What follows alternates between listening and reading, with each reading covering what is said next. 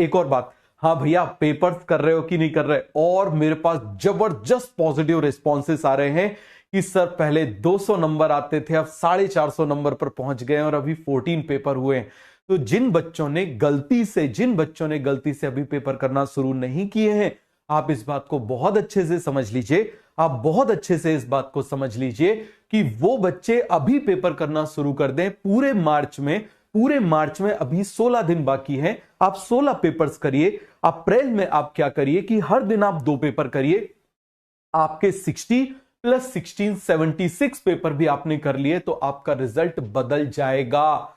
समझ में आ गया? इस बात को आप समझो। कोई स्ट्रैटेजी, कितनी भी चीजें हैं, आप इस बात को समझना, कोई मोटिवेशन काम नहीं करेगा यदि आपने फुल लेंथ पेपर्स नहीं किए। और आप मुझे बता दो जरा, मेरे पहले आज तक पूरा यूट्यूब छान के आप देख लो, किसी ने बात नहीं बोली होगी।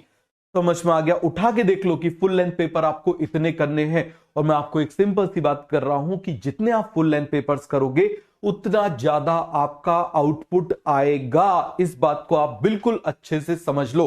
बात समझ में आ गई? बहुत अच्छे से इस बात को, बिल्कुल अच्छे से इस बात को समझ लो। तो मैंने आपसे क्या बोला? ना किसी को हैरान कीजिए, ना किसी को परेशान कीजिए। कोई लाख बुरा भी बोले तो मुस्कुरा के अपना काम कीजिए। समझ में आ गया?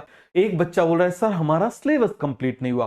बेटा सिलेबस में तुमसे एक सिंपल सी बात बोल रहा हूं, तुम 10 बार ड्रॉपर का बैच अटेंड कर लो, तुम 10 साल लगातार तुम ड्रॉपर का बैच अटेंड कर लो, तुम बेस्ट टीचर से पढ़ लो। समझ में आ गया? तुम दुनिया के सारे अच्छे टीचर से पढ़ डालो, मैं तुमको लिख के दे रहा हूं, तुम्हारा सिलेक्शन नहीं होगा।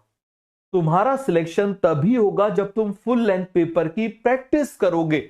इस बात को तुम समझो, तुम जब तक फुल लेंथ पेपर की प्रैक्टिस नहीं करोगे तुम्हारा सिलेक्शन नहीं होगा। इस बात को तुम समझ लो। बात समझ में आ गया? जब तक तुम्हारे ये पेपर्स नहीं होंगे, सर हमको पेपर एनालिसिस करने में पूरा दिन निकल जाता है।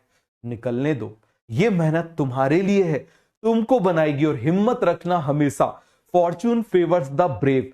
हमेशा ऊपर वाला हिम्मत वालों का साथ